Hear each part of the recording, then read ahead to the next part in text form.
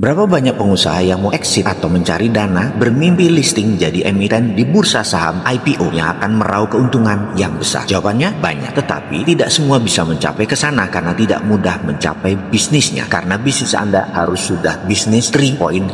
Apa itu bisnis 3.0? Kita mengenal ada 4 level di dalam bisnis. Ada level 1.0, ada level 2.0, ada 3.0, serta terakhir adalah 4.0. Pada setiap level tantangan atau musuhnya, begitu juga cara menyelesaikan masalahnya, jurusnya berbeda-beda. Mari kita bahas satu persatu. Level 1.0 tantangannya adalah penjualan, omset, biaya-biaya, dan bagaimana membangun. Di level 2.0 dikatakan level ini karena UKM atau bisnis Anda harus sudah punya produk, kemudian membangun brand atau pencitraan, serta memiliki sistem operasional atau pengelolaan yang kuat. Di level 3.0 atau 3.0 tantangannya bukan lagi mesin dan sistem komputerisasi, tetapi financial engineering yang harus sudah mulai paham. Level 4.0 tantangannya adalah peraturan pemerintah, peraturan daerah, regulasi, sertifikasi, ISO, dan ancaman persaingan dengan korporasi besar antar negara. Dan terakhir, 4.0 adalah harus sudah digital. Kita sekarang bahas bisnis atau organisasi 1.0. Level ini penting sekali. Kenapa? Data menunjukkan bahwa bisnis pada level 1.0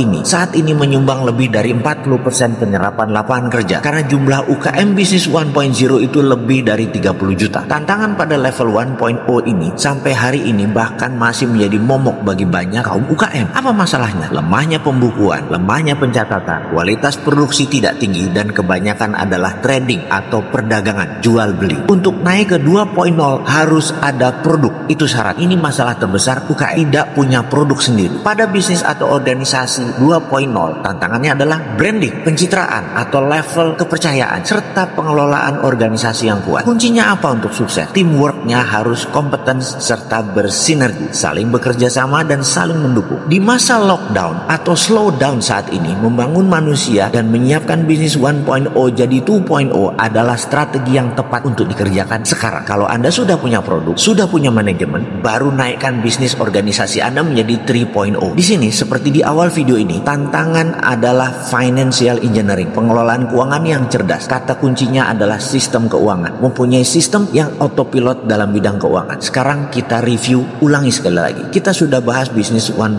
Kalau Anda ada masalah di bisnis 1.0, melewatinya gampang karena banyak guru yang bisa mengajarkan melewati bisnis 1.0 dan bisa bertanya, Anda pun bisa bertanya kepada siapapun. Masalah di UKM bisnis 1.0 adalah bagaimana membuat accounting system, menggunakan pencatatan sederhana, bagaimana meningkatkan penjualan, bagaimana menurunkan biaya, bagaimana promosi, bisa semua membantu Anda. Bisa semua Anda lewati 1.0 itu. Namun bisnis UKM 2.0 bahkan 3.0 ada baiknya Anda punya mentor, dan pastikan mentor Anda sudah punya bisnis minimum 3.0 bisnis mereka. Kemudian pastikan untuk menjadi bisnis 3.0 maka bisnis kita harus bisa melewati 2.0 secara autopilot. Dan apa itu masalah di bisnis 2.0? Kalau 1.0 accounting, maka di 2.0 kita mulai bicara finance. Ini dunia baru dan pelik. Finance ini ada future value, ada IRR, ada EBITDA, ada liabilities, ada solvabilitas, ada free cash flow. Di mana kunci bisnis 2.0 sehat atau tidak adalah di level ini semua. Dan ada tax plan. Ribet kan? Nggak masalah, karena itu kita belajar bersama saya dalam video ini. Kita lanjut. Sebentar, sekedar intermezzo. Ini ada berita bagus. Anda pebisnis 1.0,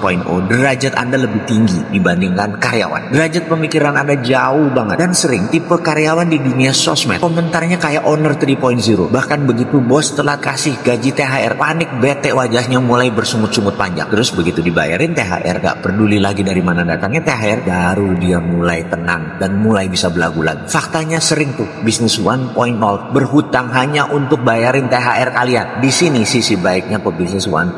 Anda sudah masuk kategori tangan di atas, manusia penolong, manusia pemberi. Jadi hormati dan hargai pengusaha itu. Walaupun di 1.0 lebaran mereka sering gak lebaran. Kalau pegawainya balik kampung berjumpa temu kangen keluarga, si pebisnis 1.0 belum tentu bisa cuma nyengir di rumah, gak kemana-mana, bahkan masih jualan di hari mepet lebaran, dan sehari setelah lebaran dagang lagi. Sedangkan pebisnis 2.0 mungkin THR sudah bisa dapat tanpa terlalu keringetan, tapi hutang usaha pasti masih ada. Rumah masih nyangkut di bank misalnya, mobil masih nyicil, masih dikejar pajak. Itu biasa di bisnis 2.0. Apa masalahnya dalam bisnis 2.0 selain finance? Satu, masalah operasional terhadap produksi yang terutama. Kedua, people atau SDM. Ketiga, pelanggan. Keempat, mitra usaha, vendor dan supplier. Nomor 5, merek dagang atau brand. Di sini dunia persilatan lebih rumit. Dalam dunia IPO bursa saham, tetap Anda tidak bisa masuk ke sana kalau Anda di 2.0. Ke bursa saham, bisnis harus 3.0 dan harus lulus clear. Fakta lagi yang lain adalah bisnis 2.0